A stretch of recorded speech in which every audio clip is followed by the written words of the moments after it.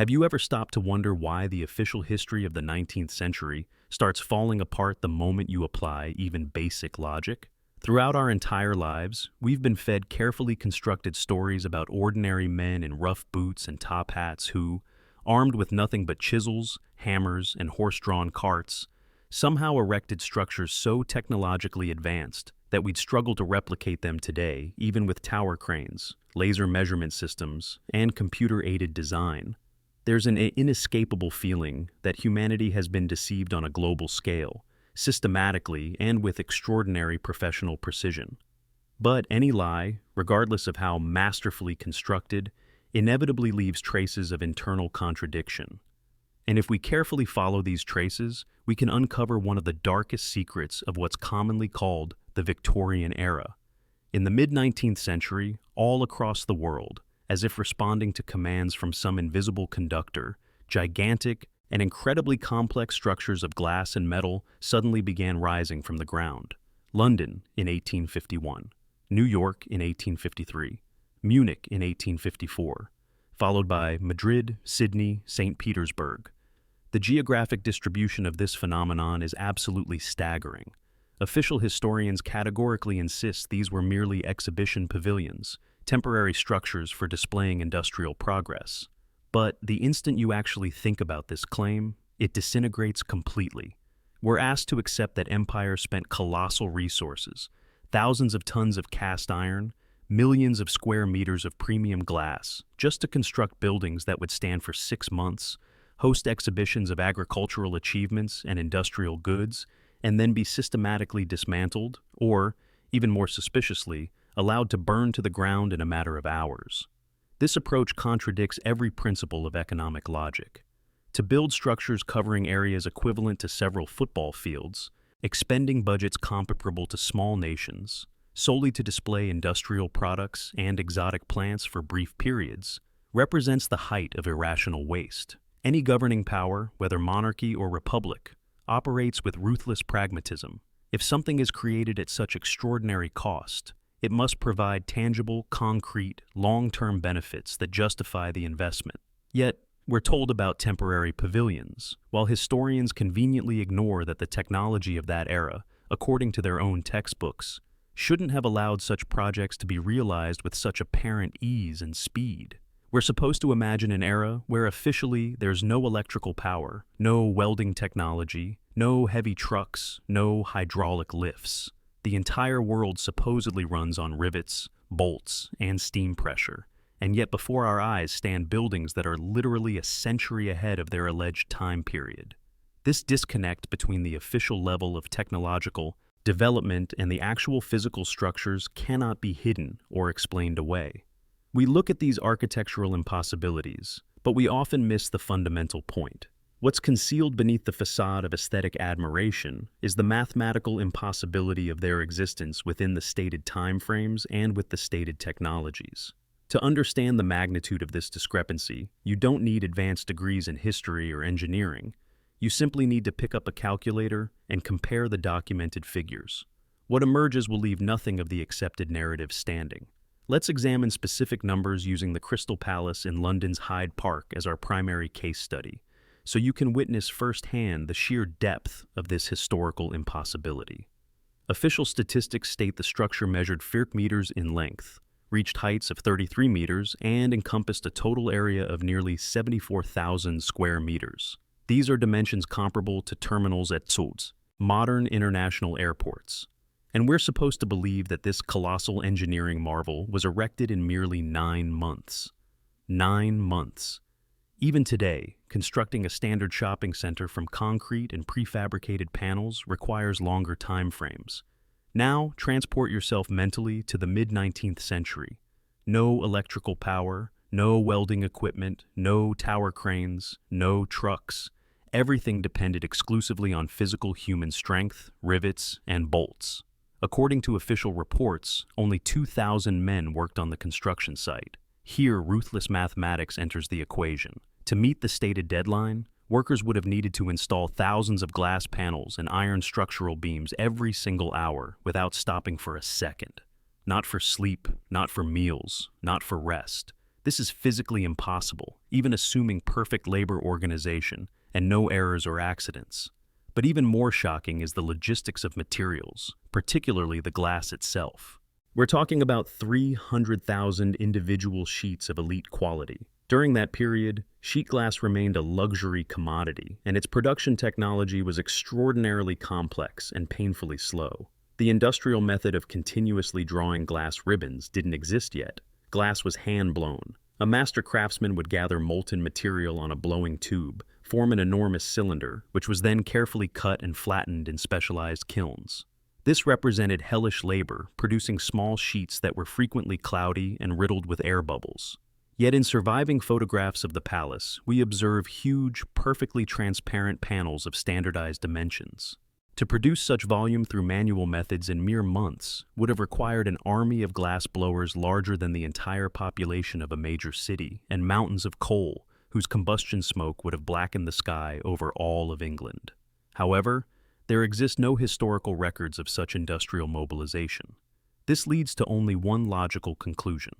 The glass wasn't produced specifically for the palace during the 19th century. It was either extracted from enormous warehouses left over from another era entirely, or the production technologies were completely different from what we've been told and deliberately concealed from public knowledge. The identical problem applies to the metal framework. Thousands of tons of cast iron had to be produced, transported, and assembled with precision. The railway networks of that period consisted of single-track lines served by low-power steam locomotives. Transporting such volumes of metal in the stated time frame should have completely paralyzed the country's entire transportation infrastructure. Yet newspapers from the period maintain curious silence about any logistical collapse. Cargo apparently materialized at the construction site as if from nowhere. And who supposedly managed this impossible orchestration? The architect officially credited with designing a building a century ahead of its time is Joseph Paxton, not a world-renowned engineer, not a professor of architecture, an ordinary gardener who served the Duke of Devonshire. The official version claims it was his experience constructing greenhouses that enabled him to create the Crystal Palace design. And here, historians inadvertently provide us with a crucial clue. They're actually telling the truth, but we're not always prepared to hear it properly. This structure genuinely was a greenhouse, a gigantic industrial greenhouse. The design created specific microclimatic conditions inside the structure: stable temperature regulation, elevated humidity levels, protection from ultraviolet radiation, while simultaneously permitting maximum natural light penetration. These represent ideal conditions for accelerated growth processes, but they weren't cultivating palm trees and exotic flowers to please aristocratic eyes. Constructing a facility covering areas equivalent to multiple football fields and expending budgets comparable to small nations for a few decorative trees is economically absurd. The conditions maintained inside were created for something far more complex and infinitely more significant. Pay careful attention to the climatic parameters that were artificially maintained inside these grandiose structures. Engineering schematics and surviving technical descriptions confirm that the design of the Crystal Palaces created a perfect, powerful greenhouse effect. The interior space ensured stable elevated temperatures, high humidity, and reliable protection from ultraviolet radiation, all while maintaining maximum access to natural illumination. We're told this was necessary for visitor comfort and optimal display of industrial achievements. But let's actually compare these conditions with the exhibits that were supposedly shown there. The halls displayed heavy machinery, steam locomotives, metal industrial structures, expensive fabrics, and elaborate carpets. Any materials technologist will confirm that for metal components, high humidity represents a death sentence. Corrosion begins destroying mechanisms almost immediately. For textiles, paintings, and tapestries, humid environments prove fatal as they trigger mold growth and material deterioration. Why maintain tropical microclimate conditions in London for an exhibition of iron machinery and delicate fabrics? It completely defies preservation logic. However, for biological processes, heat and moisture represent the absolute foundation of existence.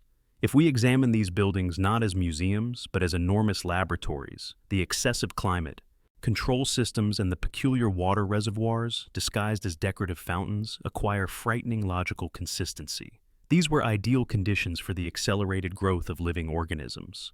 Here we approach another global mystery of the 19th century that official science strongly prefers to sidestep entirely: the incredible population explosion.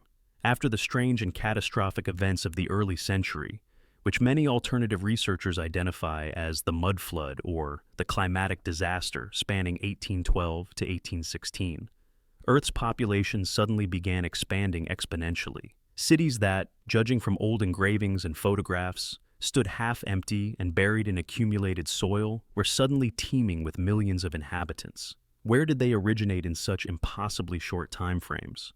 We're offered romantic narratives that women during that period routinely gave birth to 10 or 15 children, and all of them survived successfully to adulthood. But demographic visual, statistics, and the actual realities of that era tell completely opposite stories. The level of medical knowledge was primitive. Sanitary conditions in urban centers were absolutely monstrous. There were no antibiotics, no understanding of germ theory, no basic hygiene infrastructure. Under such conditions, infant survival rates remained critically low. Natural population growth physically could not have produced the demographic figures we observe in official government reports from mid-century. The mathematics of birth and mortality rates simply don't reconcile if we rely solely on natural biological reproduction as the explanation. This paradox possesses an explanation that may initially seem fantastic, but it fits perfectly into the technical specifications and operational parameters of the Crystal Palaces. If population couldn't recover naturally at such speeds, it means the numbers were augmented artificially. These buildings, designated as palaces for the people, were actually incubators for creating them. Giant empty volumes filled with light and moisture served as biological production facilities. New humans intended to replace populations lost in the catastrophe and provide workforce for the emerging industrial age. And evidence of this process extends far beyond architectural analysis alone. If new people weren't born in traditional family units but produced through centralized systems, they needed distribution across the planet somehow. We find traces of this logistics operation in the mass movement of children who were transported by railway networks all over the world. If the theory of artificial population replenishment seems too radical, history provides us with documented facts that are impossible to ignore and demand coherent explanation. In the mid-19th century, precisely coinciding with the appearance of the Crystal Palaces, a disturbing phenomenon of mass orphanhood emerged on a global scale. In cities from London to New York, hundreds of thousands of homeless children suddenly materialized. They were designated as foundlings, and the magnitude of this phenomenon reached industrial proportions. In the United States alone, between 1854 and 1929, a program known as the Orphan trains operated continuously. More than 250,000 children were systematically transported from overcrowded eastern metropolitan centers to the Midwest to populate empty territories. A fundamental question emerges that demands answer. Where did this army of parentless children originate? Where are their fathers and mothers? Historical chronicles from that specific period don't record massive global wars or plague epidemics that could have eliminated adult populations in such numbers while somehow leaving children alive.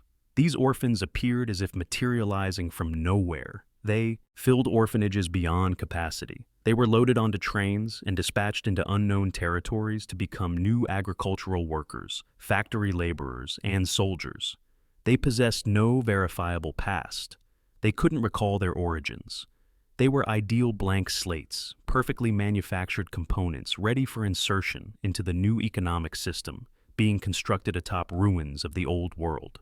Confirmation of this strange generational discontinuity can be discovered by anyone examining their own family history.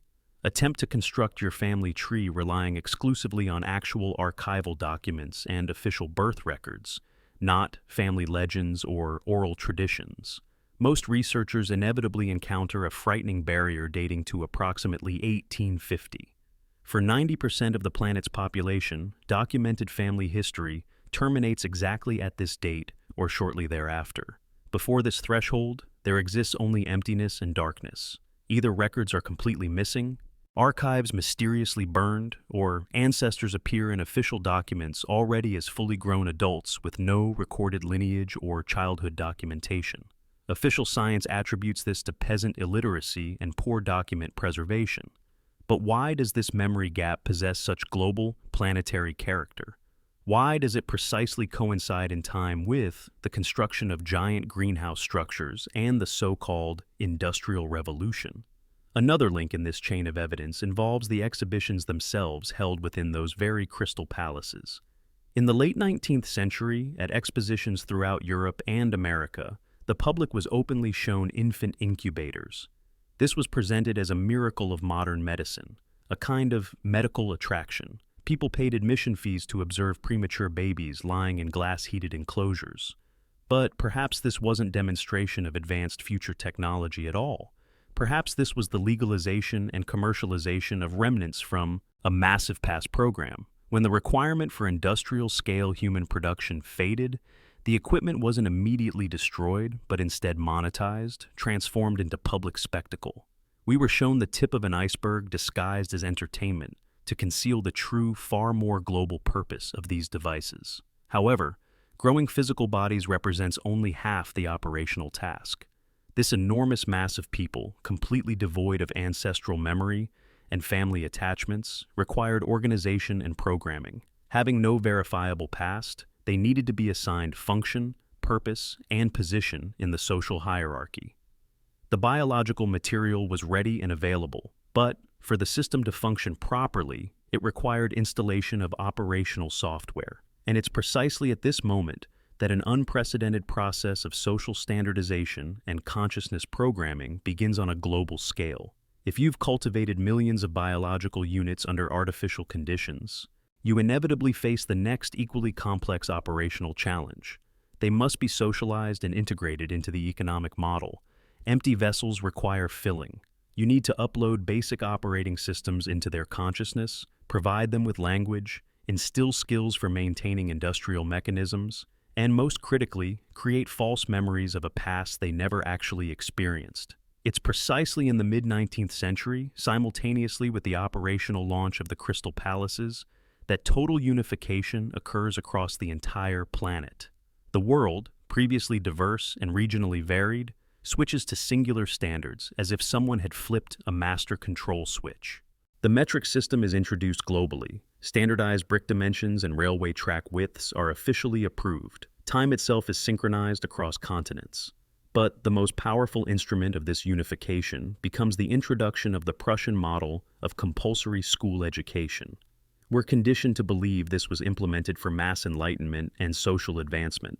But the true objective was far more pragmatically sinister. The school system of that period wasn't a temple of learning or environment for developing creative potential. It was a rigid factory assembly line for consciousness programming, the bell signaling class commencement, the bell for breaks, strict discipline without question, rote memorization without comprehension, identical uniforms eliminating individuality. These are all elements of systematic programming. Bio units rolling off the incubator production lines needed training to obey signals and follow instructions without asking uncomfortable questions. The identification system for these new citizens was also purely utilitarian in nature. Examine the surnames that appear en masse in official documents from that period. Smith, Miller, Taylor, Carpenter, Mason. Millions of people suddenly receive surnames directly derived from occupational functions. These aren't ancestral names carrying generational memory. They're inventory designations. You work in a smithy, you become Smith. You grind flour, you become Miller. This represents functional labeling of biological units in the new production chain. These people possess no family histories. So, the system assigned them functional designations instead of authentic names. However, the process of accelerated growth didn't proceed without physiological consequences.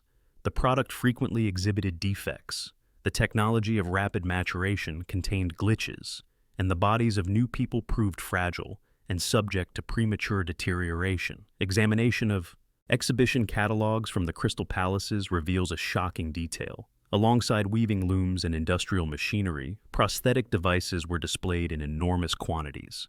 Artificial limbs, glass eyes, false teeth. These occupied entire exhibition stands. Official history attempts to explain this through consequences of military conflicts, but no major global wars were being fought during that specific period. Why did peacetime society require such quantities of replacement body parts? The answer lies in the physical imperfection of artificially cultivated organisms. Their teeth degraded rapidly, their limbs failed prematurely, their underdeveloped skeletal systems couldn't withstand normal physical loads. Pay attention to Victorian fashion conventions. Rigid corsets and high, starched collars. This isn't merely aesthetic style. This is physiological necessity. Weak spinal structures and underdeveloped back musculature in creatures cultivated perhaps under conditions of different gravitational pull or in aquatic incubator environments required external support structures. The corset functioned as an exoskeleton, without which bodies would literally collapse structurally. This was an era of forced cyborgization concealed beneath lace and decorative cloth. This entire global system, from giant greenhouse incubators to factory model schools to prosthetic manufacturing plants, required colossal amounts of energy for operation, maintaining tropical climate conditions in millions of cubic meters of enclosed ensuring liquid circulation systems, powering complex mechanisms using only coal and steam power would have been physically impossible. Smoking chimneys would have covered the cities in layers of toxic soot within a week. But the palaces remained gleaming with cleanliness, and the air surrounding them stayed remarkably fresh. This means the energy source was fundamentally different, powerful, clean, and omnipresent. And to understand where electricity originated in a supposedly pre-electrical era, we need to examine the physics of the buildings themselves from an entirely different perspective. Let's discard architectural romanticism and turn to the dry, ruthless physics of materials and energy. If we examine the Crystal Palace not as an aesthetic object, but as a technical device, a completely different reality opens before us. Official history claims the building consisted primarily of glass and iron. From the perspective of electrical engineering, glass functions as a dielectric insulator and iron as an electrical conductor. When you alternate enormous masses of dielectric and conductor materials in the form of complex domed architecture, you're not creating an exhibition pavilion. You're constructing a giant capacitor. The very geometric form of the building, resembling an arched waveguide, combined with the specific materials employed, indicates this was a device specifically designed for accumulating energy. But what form of energy? Electrical outlets, as we recognize them, didn't exist yet. Gaslighting at such scale would have presented catastrophic fire hazards and proven utterly inefficient. Yet contemporary accounts describe the palace as glowing with illumination that penetrated every corner. The most probable explanation is that the structure itself accumulated atmospheric electricity, the ether energy that Nikola Tesla later documented, and which was so deliberately erased from academic textbooks. If this building functioned as a power station or life support facility, then the incubator theory receives powerful technical justification. Cultivating biological organisms in artificial environments requires energy, substantial quantities of energy, for maintaining stable temperature ranges, for ventilation systems, and especially for water circulation. The fountain system within the Crystal Palace represents a separate engineering enigma. Jets of water shot upward to heights, approaching 100 meters. Creating such hydraulic pressure requires colossal power. Officially, we're told about steam engines concealed in tower structures. But 19th century steam engines were roaring mechanical monsters that expelled clouds of black smoke and particulate soot. Visitors, however, consistently described silence and crystal clear air both inside and surrounding the palace. No soot accumulation on glass surfaces. No mechanical roaring. This means the hydraulic pumps operated on fundamentally different principles, most likely utilizing that same atmospheric energy source. And water was supplied from gigantic underground reservoir systems whose existence we can only speculate about. Here we arrive at what remains hidden from direct observation: the foundation systems. For a structure of this magnitude, foundation work extending tens of meters into the earth is absolutely necessary.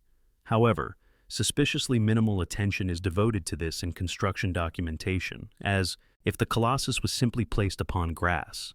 This becomes possible only under one condition: if the foundation and underground infrastructure levels had already existed there for hundreds or potentially thousands of years. The Crystal Palaces were merely superstructures, architectural domes installed atop surviving infrastructure from an ancient civilization. Recall the peculiar characteristic of 19th century buildings in cities worldwide: first floors sunken into accumulated ground, We're told this represents cultural layer accumulation, but it's impossible to believe that people simply didn't clear debris for centuries until it covered their windows. The buildings are buried in deposited soil. These are traces of a global catastrophe, the so-called mud flood. The crystal palaces were erected directly atop this chaos, connecting to preserved underground communications from the old world, tunnel networks, collection systems, pneumatic tube infrastructure. The new masters of this world didn't build the machine from scratch. They simply discovered how to reactivate it. The greenhouse palaces above received solar illumination and ether energy. The underground levels provided logistics and resource distribution. And between these two systems, the continuous process of creating service-class humans took place. The system operated globally and flawlessly, fulfilling its designated task of repopulating the Earth. But in the late 19th century, something went catastrophically wrong. The mechanism that functioned like precise clockwork was suddenly determined to require shutdown in the most radical manner possible. Why was Project Incubator, on which such extraordinary resources were expended, urgently terminated and systematically destroyed? The system malfunction occurred in the late 19th century. Perhaps critical mass of new population was achieved, or perhaps the biological product began exhibiting signs of uncontrollable autonomous behavior. But the controlling forces made the decision for total elimination.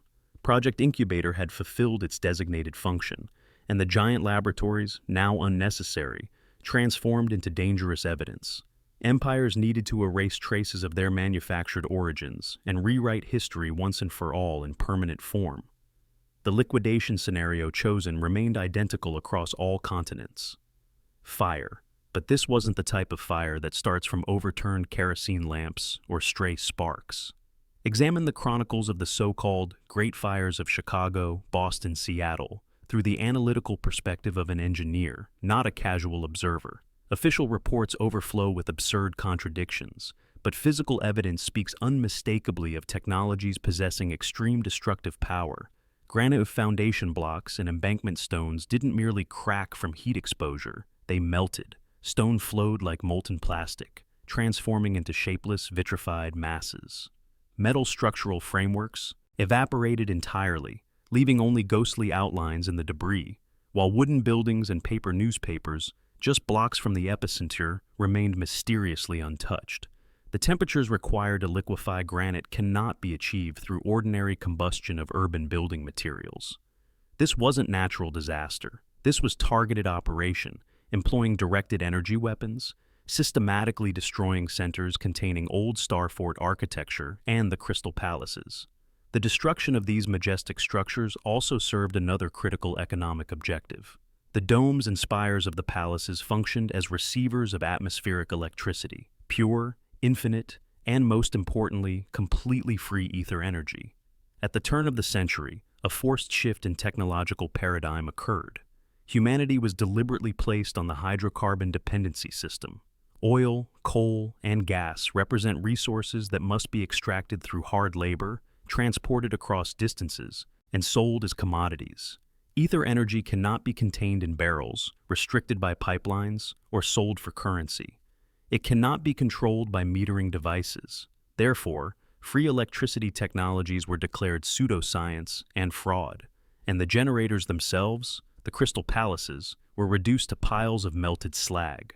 We were systematically indoctrinated to accept that smoking factory chimneys represent symbols of progress, while the clean energy of the past became relegated to myth and fantasy. We became enslaved to utility tariffs, never suspecting that the civilization on whose ruins we've built our world received light and thermal energy directly from the atmosphere. The reality substitution operation was executed brilliantly. Ugly concrete structures were rapidly erected on the ashes of the greenhouse facilities.